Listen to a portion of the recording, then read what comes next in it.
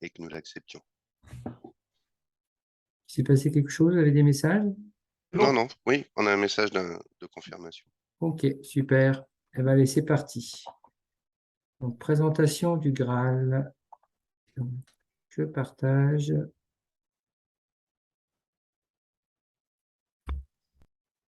David, tu veux commencer à démarrer la présentation? Oui, oui, oui, avec plaisir. Donc, c'est un document qui est issu de la formation à la transformation qui a été donné à Chambéry. Alors, j'ai plus la date, mais ça devait être 2020 en plein Covid.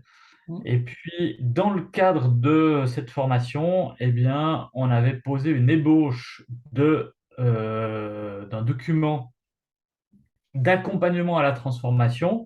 Alors, il y a le nom qui est ressorti sous forme de boutade, Graal, c'est le guide du routard de l'accompagnement, puis la fin des lettres, ça n'a plus rien à voir.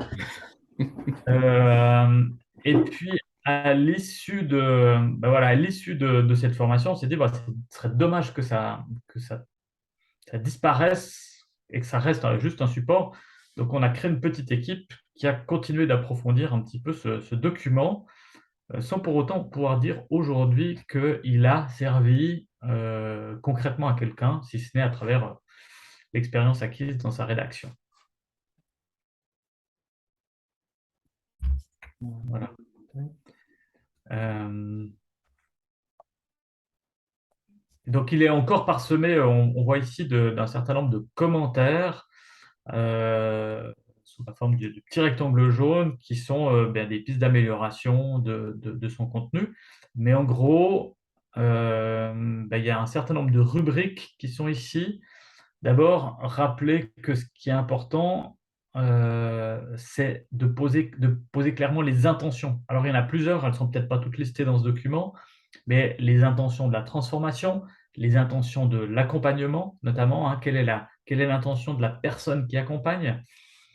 Ensuite, on trouve dans le chapitre 2 des éléments de diagnostic. Comment est-ce qu'on va définir par où commencer, qu'est-ce qui est important, euh, où mettre son énergie du début. Le point 3, et on reviendra plus dans le détail après, c'est le rôle transfo. En fait, c'est un rôle qui va passer de l'accompagnant externe potentiellement à quelqu'un à l'interne qui prendra le relais par la suite une fois que l'accompagnement externe aura terminé. Les lignes de transformation, c'est un outil qui permet de trouver son chemin justement de qu'est-ce que je peux faire, dans quel ordre, etc. Le 5, c'est la notion du lexique. Il y a plein de formes de gouvernance partagée. On peut arriver à des endroits où les gens ont déjà des cultures. En fonction du fait qu'on est dans des mondes associatifs ou entrepreneurial, il peut y avoir des différences de langage. Donc, ça valait la peine de repenser les mots ou réexpliquer les mots selon ces contextes. Et puis, à la fin, voilà comme intro. Je te laisse poursuivre, Nicolas. Oui. Alors, donc, bon, ça, c'est l'introduction, on en a parlé. Voilà, alors, les trois intentions de la transformation. Donc, on est parti d'une frise qu'on avait fait pendant cette formation et on a extrait au départ des images qui nous parlaient. Et puis, David nous a remis ça sous forme de graphisme un peu cohérent. Et donc, on va retrouver, on a mis une espèce d'ingrédient à ce côté. On s'est dit, ben, on part déjà de là où on est l'organisation. Une transformation, c'est bien notre attention. Voilà, on observe bien ce qu'il y a déjà de présent. Et voilà. Et de là, c'est là qu'on va permettre de démarrer la transformation. Ensuite, révéler les talents pendant l'accompagnement. C'est important effectivement de pouvoir mettre tout ce beau monde en musique et voilà, que chacun trouve sa juste place et qu'on définisse clairement qui fait quoi.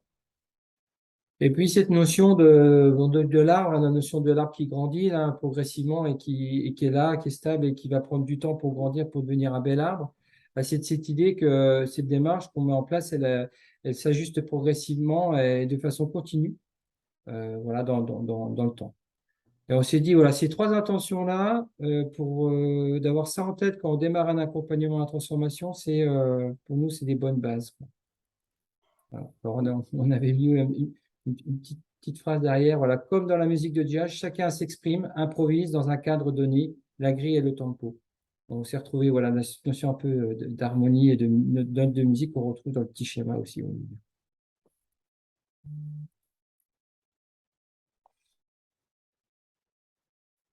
Voilà. Je continue? Ouais, vas-y. Alors, la partie diagnostic, elle part de l'autodiagnostic efficacité humaniste qu'on trouve dans la Constitution. Et son but, c'est de poser les bases nécessaires à créer le questionnement de par où commencer, comme je le disais. Et donc, on a utilisé les différents espaces. On a probablement retouché la terminologie parce que je crois qu'elle a évolué depuis qu'on a posé ce document. Mais il y a cet espace de connexion, inclusion qui est celui de la relation. On peut se poser la question sur, OK, qu'en est-il de la convivialité dans l'organisation où on est? Qu'en est-il de la façon de traiter et de résoudre les conflits?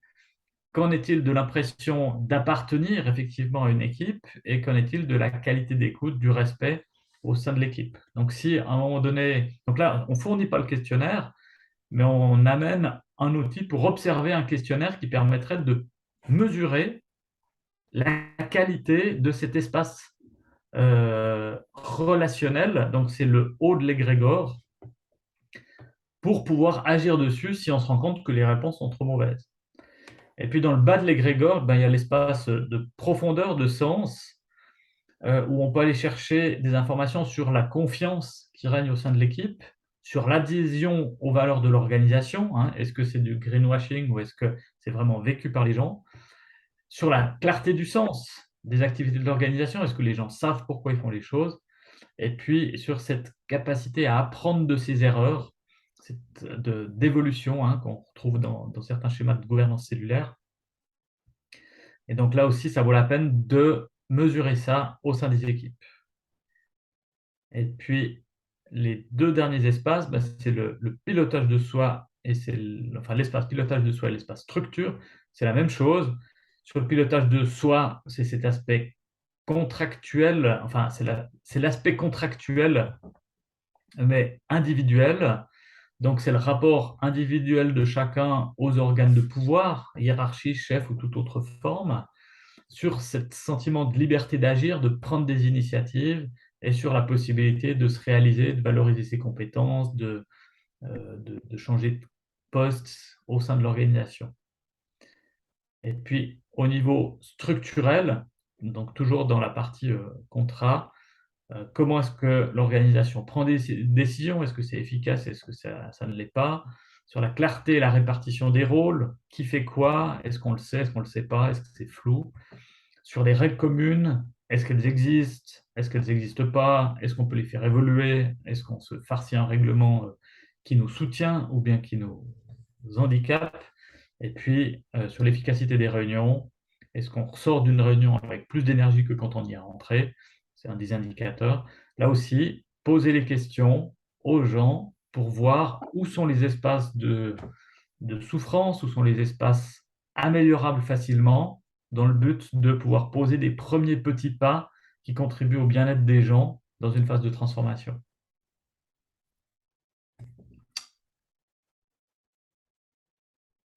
L'idée qu'on a à terme, c'est de proposer un questionnaire. Voilà. Pour l'instant, on l'a pas créé, mais on s'est dit que ça pourrait être aidant d'avoir un questionnaire avec des préparés qui permettrait d'aller justement faire ce bilan de départ. Pour le transfo, tu veux que j'en parle, David? Oui, vas-y seulement. Allez, alors donc le rôle transfo, c'est ce que disait tout à l'heure David, c'est que comment faire en sorte qu'à un moment donné, dans une structure, on puisse faire en sorte que ce soit plus éventuellement la personne externe qui accompagne la transformation, mais qu'à un moment donné, on donne les clés à quelqu'un qui puisse lui-même incarner ce rôle.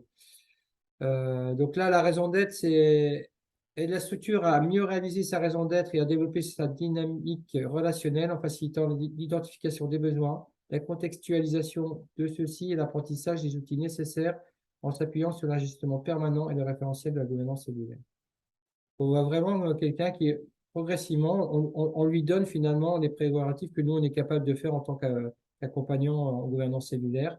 C'est quelqu'un qui prend les clés, quoi. Et donc voilà, donc les attendus, on va retrouver, ce qu'on disait un peu tout à l'heure, donc aider l'organisation à réaliser son diagnostic pour l'efficacité humaniste, transmet les éléments clés de compréhension de la gouvernance cellulaire, utile juste maintenant, voilà, qui est important de faire émerger par rapport à la Constitution, qu'est-ce que la personne pourrait mettre au service de la structure. Conduit une démarche maïotique pour faire accoucher le client de son attention et de son plan de transformation. Donc ça, on pourra peut-être d'ailleurs le repréciser ça une fois que c'est en interne, on va mettre le terme qui va bien. Accompagner le leader aussi dans la démarche. Donc cette notion au sein des équipes, mais aussi au sein en fonction de la structure, comment elle est faite aussi, ça pourrait être au sein du leader, si on a dans l'organisation.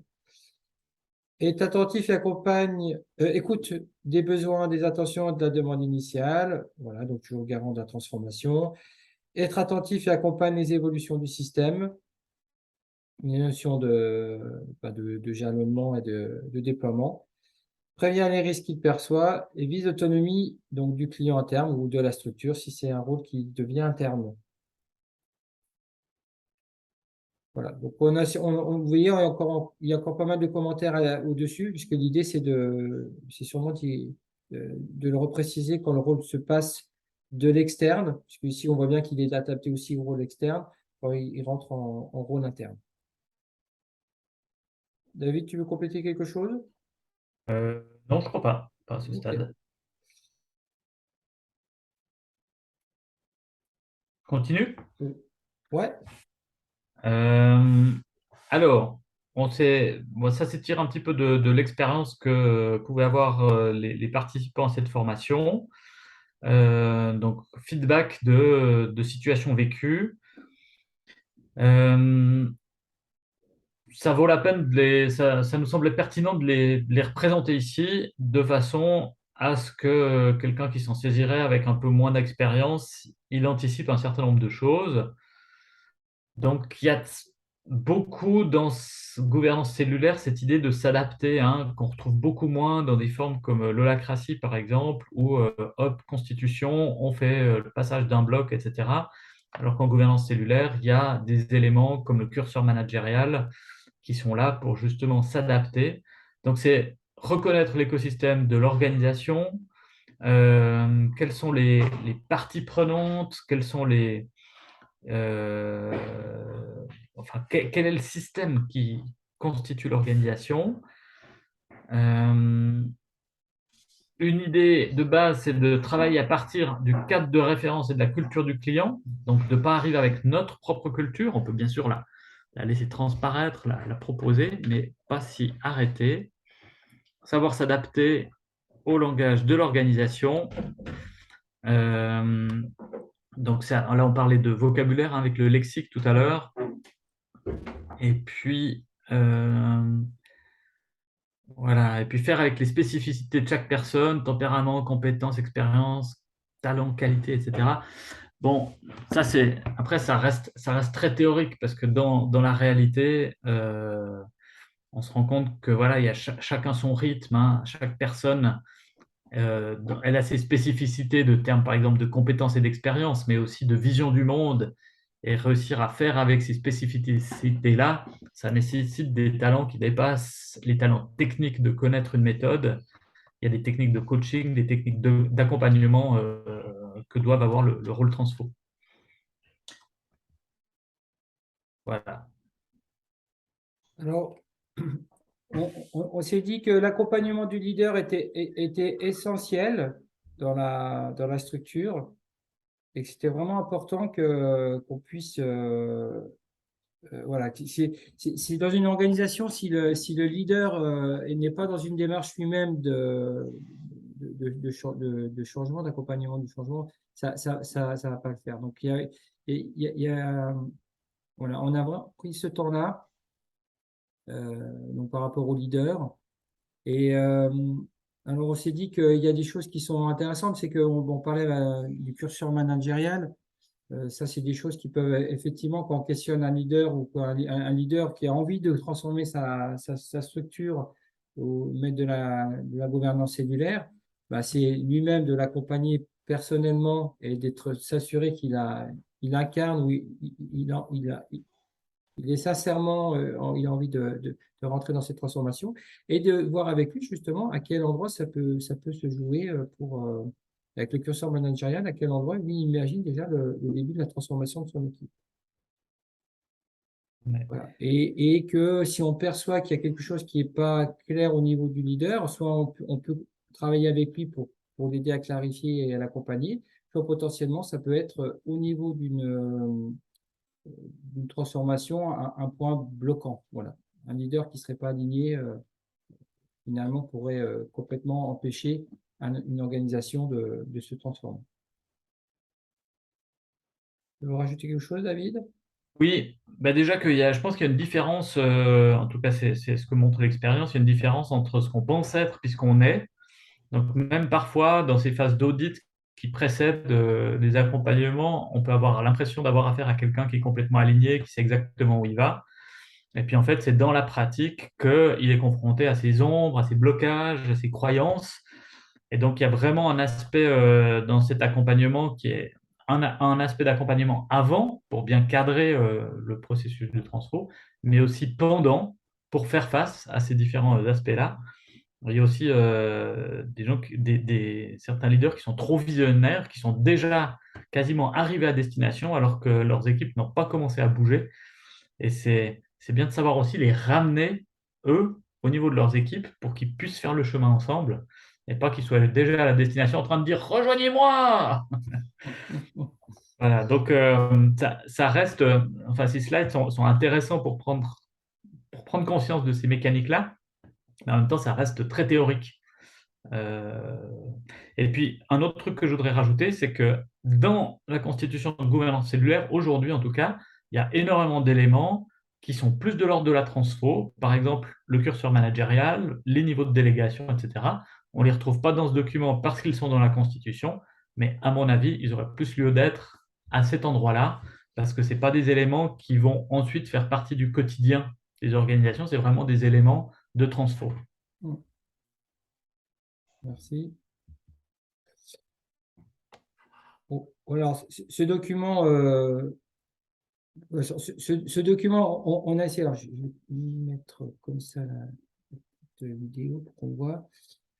Il est en cours de travail, mais c'était d'essayer de façon visuelle de montrer c'est quoi une transformation, donc en reprenant les trois espaces, sens, relation, contrat, et en se disant que au départ, donc on qualifie la demande et on démarre avec quelqu'un qui a envie de se transformer. Donc il y a une notion de diagnostic, on en a parlé, on décide d'y aller. Et ensuite, on part. Et le chemin, on vient de dire, on part d'où l'organisation est, où l'organisation en est. Et puis, il va se passer des choses dans les trois espaces qui vont peut-être pas être au même moment. Des fois, on va commencer, là, vous voyez, on dit, par exemple, on va définir les rôles. On est dans l'espace contrat. Et puis, il va peut-être se passer quelque chose au niveau de la relation. Tiens, il y a peut-être des choses à aller dans cet espace-là. Et puis, finalement, on pensait que ça se jouait dans la relation. Puis, quand on creuse un peu, ça se jouera peut-être dans l'espace sens.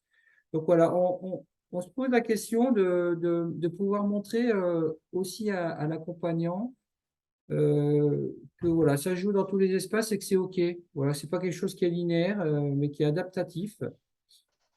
Et voilà. Donc, je sais que David est en train de travailler sur une représentation peut-être un peu plus,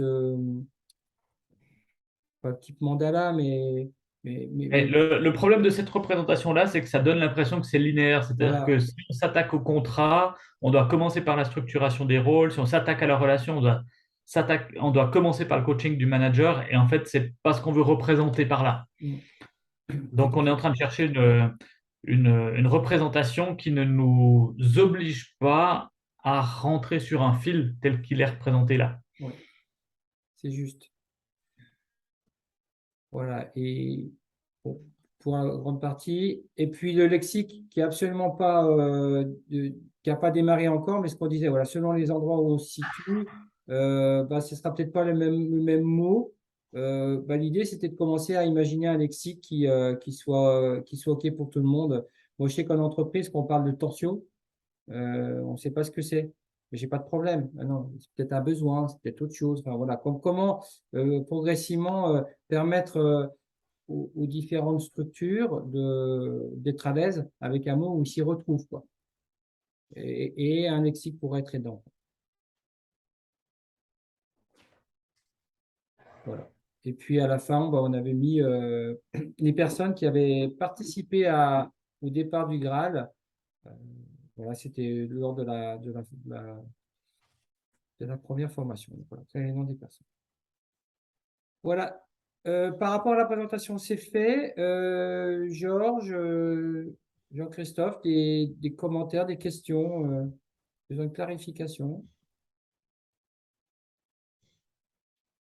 Bah, une réaction. Bravo, très enthousiaste de ce document dont on avait entendu parler de loin.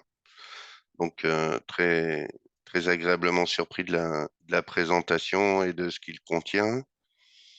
Euh, voilà, et puis peut-être dans un deuxième temps, oui, on posera des questions. Je sais pas, Georges. Moi, pareil, belle surprise, un guide pragmatique avec, avec une progressivité, des questions et l'importance des questions, effectivement, plus que des réponses. On est là pour questionner et permettre, en fait, à l'entreprise de trouver ses réponses. Et puis, j'y retrouve bien l'efficacité de l'humanisme, le curseur managérial, l'importance des relations. Très, très content. Bravo. Merci. En question, c'est qui vous viendrait, besoin d'éclaircissement ou autre, d'autres réactions? Ben moi, enfin, il y a un truc qui avait été noté. Enfin, je l'ai vu passer sur une slide au moment où ça m'a traversé l'esprit aussi, en fait. Puis ça m'est arrivé à plusieurs moments à la lecture. Euh, c'est un peu plus loin, je sais plus. C'est parce que, en fait, c'est la difficulté de structurer les différents documents. Quand David a parlé, tiens, il y a des éléments de la Constitution qui devraient peut-être glisser, ou il y a peut-être d'autres. Ah bah ça doit être ça, ouais. Dans le coin là, votre réunion du 28 décembre 2020 là. Entre la Constitution, le Graal, des formations transfo, des documents. Est-ce qu'effectivement chaque document doit intégrer des doublons ou des éléments d'autres documents? Enfin, moi, ce que j'aime bien dans la Constitution, c'est les liens hypertextes qui permettent d'accéder à des choses particulières. Donc, effectivement, dans le Graal, quand on entend parler de curseur managérial, il faut avoir à côté la Constitution ou alors il faut qu'il y ait une copie de la slide du curseur managérial dans le Graal, enfin, quelque part. Enfin, il y a il y a cette intuition que, alors, mais c'est toujours mon côté, que ces documents sont nécessaires, parce que ça, c'est ce qui nous a enthousiasmé quand on l'a découvert, mais que il y a peut-être des choses dans les uns et dans les autres qu'il faut faire attention s'il y a des mises à jour, par exemple, effectivement, c'est ce que vous évoquez sur le schéma du diagnostic. Du coup, c'est un document qui doit être mis à jour quand il y a des mises à jour graphiques et des choses comme ça. Et effectivement, les cohérences ou quel est l'endroit, quel est le meilleur endroit pour mettre une information et est-ce qu'on la renvoie sur le document d'origine quand on en parle ailleurs ou est-ce qu'on amène la chose dans le document qu'on est en train de lire? Parce que surtout, enfin, sur tout le reste, moi, en termes de mon, enfin, de mon expérience du monde associatif dans la transfo, je suis à un niveau qui ne me permet pas d'avoir un regard si critique que ça, par mon expérience, du chemin proposé ou des chemins possibles évoqués. Par contre, il me parle bien. Donc ça, moi, j'ai pas de souci avec votre document, mais c'est plutôt globalement dans ce qu'on va produire, à avoir une vision globale. Euh, voilà, entre la structuration documentaire, entre le Graal, la Constitution, éventuellement des guides de formation particuliers, je ne sais, peut-être. Oui. Je pense que euh, déjà, rappelons l'intention de ce document, c'était pas de faire un document autonome. C'est-à-dire que l'idée, c'est pas à un moment donné de le mettre à disposition et de dire aux gens, transformez votre organisation ou devenez transformateur d'organisation en prenant ce document-là et puis lancez-vous même sans expérience. D'accord? Mmh. C'est soit un document que vont utiliser des gens qui ont déjà transformé des organisations, qui sont déjà à l'aise avec ces aspects-là et qui veulent intégrer peut-être la gouvernance cellulaire, et ça vient leur poser des questions ou leur donner des pistes sur comment intégrer la transfo de la gouvernance cellulaire, voire un document de soutien à l'issue d'une formation de transformation pour se rappeler un certain nombre de concepts clés. Donc voilà, finalement, c'est le même bilan qu'on fait avec la Constitution. L'idée originale, je crois, de Jean-Luc, quand il a créé cette Constitution, c'est que les gens soient capables de s'en saisir et de mettre en place par eux-mêmes. Et finalement, dans la réalité des choses, on se rend compte qu'il faut se former, voire il faut se faire accompagner, voire les deux, avant de pouvoir faire ces bascules qui sont quand même des bascules culturelles. Et ça, quand on parle de transformation d'organisation ou de conduite du changement, il y a vraiment cet aspect-là, c'est-à-dire on est en train d'agir sur quoi, c'est quoi le changement? Est-ce que c'est un changement de technologie? Est-ce que c'est un changement de structure? Est-ce que c'est un changement de culture? Ben, quand on parle de changement de culture, c'est les trucs les plus pointus à gérer. Et dans gouvernance cellulaire, on est clairement dans un changement de culture, mais en plus dans un changement de structure et en plus dans un changement de technologie managériale. Donc, il faut se rendre compte que c'est des projets d'envergure, de transformation d'envergure. Merci. Georges, des commentaires ou... Bah, mes commentaires, juste, quand j'ai vu ce schéma et quand j'ai entendu David dire bah, je cherche effectivement une autre façon de le représenter, euh, moi j'ai enlevé en fait les lignes bleues et puis j'ai vu toutes les cartes et j'ai imaginé une fresque. C'est-à-dire quelque part poser ces cartes et puis laisser l'entreprise, l'équipe euh, faire les liens, se construire à partir des cartes sa représentation du moment et de là où elle veut aller. Parce qu'on a plein de briques, effectivement, plein de cartes, et on sait très bien que tout ça, c'est pas organisé selon un fil d'Ariane, selon une flèche, c'est circulaire. D'où l'importance de la régulation. Et donc, moi, j'ai vu ces cartes et ouais, c'est ça. Comment vous positionnez aujourd'hui, comment voulez vous positionner demain? Photo avant, après, et ça peut être un super guide. Et en plus, ça vient d'eux. Oui, sachant que les cartes pourraient être de couleurs différentes, si c'est des cartes plutôt contraste, sens ou relation, et ouais, intéressant, ça pourrait être une façon de rendre les choses dynamiques. Ouais. En fait, c'est le principe des fresques, hein. Ah ouais. Mais le travail avec des cartes, c'est toujours super. Moi, j'ai un jeu de cartes pour le curseur managérial. C'est vraiment extrêmement puissant. Et donc, effectivement, ça pourrait être très sympathique de poser ça sous la forme de ces outils pédagogiques qui nous aident à gérer les discussions, à définir les priorités. Ouais, merci, Georges.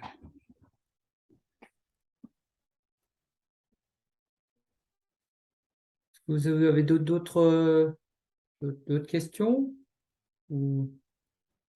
Non, moi, enfin, non. Non, non, il faut juste que ça se digère un peu maintenant. Merci beaucoup.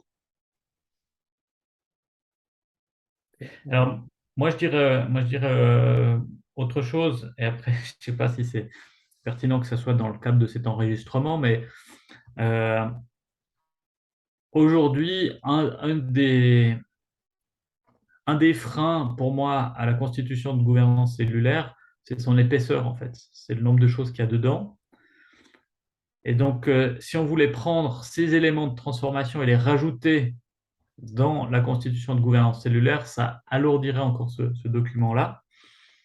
Donc, pour moi, il y a deux possibilités. La première, c'est vraiment de structurer le contenu de la constitution de gouvernance cellulaire par chapitre, avec un chapitre transformation, par exemple, à l'intérieur, dans lequel on trouve tous ces outils de transformation, voire en faire des cahiers séparés, et puis peut-être sortir le curseur managérial, sortir les niveaux de délégation pour les mettre dans un document à destination des gens qui veulent transformer, pour laisser aux praticiens finalement un document épuré dans lequel ils retrouvent essentiellement les choses qui concernent leur quotidien.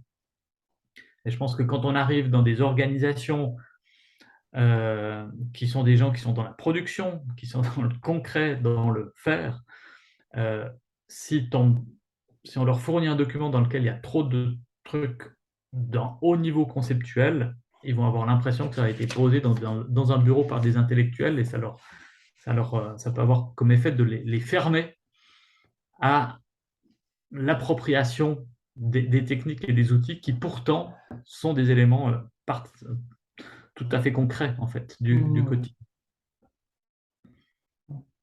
Bon, on en était là, puisque l'idée, c'était on a rapproché le Graal de l'écriture de la Constitution, et il y avait cette intention derrière de voir à quel endroit on souhaite le mettre, effectivement, un document autoporteur ou l'intégrer au sein de la Constitution à quelque chose de particulier autour de la transformation. C'est à propos. En tout cas, on l'avait un petit peu enterré, un tout petit peu. Ça faisait quelques mois là, on n'était plus dessus. C'est vrai que suite aux échanges, moi, ça me redonne envie de creuser encore autour finalement du questionnaire et puis peut-être d'un jeu de cartes. Et puis finalement d'avoir déjà le document. On rapporte les slides qu'on vient de dire de la Constitution qui nous paraît à propos plutôt ici. Et puis après, derrière, on a déjà la base de ce que pourrait être la partie transformation. Et après, à nous de décider est-ce qu'elle intègre la Constitution ou est-ce qu'elle devient autoporteur. Ouais, moi, on se rend compte que dans la pratique, en fait, un guide du routard, on en utilise quelques pourcents parce qu'une fois qu'on l'a parcouru, on se le réapproprie, on dessine son itinéraire et il y a toute une partie de, de choix personnels dans ce qu'on fait. Et effectivement, il y a quelque chose du Graal qui est le début d'un document qui, une fois qu'il s'est approprié, qu'il est lancé dans un usage, fait qu'on devrait avoir un espèce de classeur à pochette où effectivement, on va aller rajouter dans les spécificités de ce qui est vécu des éléments qu'on peut amener supplémentaires. Et en fait, c'est la carte de l'itinéraire qu'on choisit de faire par rapport à ce qui est proposé dans sa globalité. C'est le choix de partir plutôt sur ça, puis sur ça, ou etc., etc. Donc, mais ça rejoint mes interrogations de structure documentaire globale. Hein. Mais il y a, moi j'y vois presque d'un côté un cahier, enfin, alors l'image est pas bonne parce que c'est vraiment plutôt le guide du routard, mais un cahier de vacances dans un classeur où on peut rajouter des choses qui servent vraiment et qui sont vraiment dédiées exclusivement à la personne qui l'utilise, quoi. Comme outil d'accompagnement fin. Et en même temps, en fait, quand j'entends ça, j'entends carte, repère, guide du routard, je me dis qu'aujourd'hui, en fait, quand on veut arriver à destination, c'est plus des cartes, c'est plus c'est plus seulement des cartes, c'est plus seulement des guides de routard, c'est du GPS. Avec l'avantage du GPS, c'est qu'il intègre les cartes, mais aussi le pilotage dynamique. Et du coup, je me dis que quelque part, on a, dans le Graal, il y a tous les aspects ajustement, exploration. Par contre, ce qui n'est pas mis en avant, c'est les moments de synchronisation. C'est-à-dire qu'effectivement, chacun va faire des explorations, et c'est important de faire ces explorations, ces essais-erreurs. Moi, dans mon accompagnement, ce qui est important aussi, c'est les moments de synchronisation qui vont être prévus. Donc, ça va être des jalons soit à atteindre un objectif, soit des jalons temporels. Et cette notion de périodicité, de synchronisation, de se retrouver ensemble, je ne l'ai pas vu.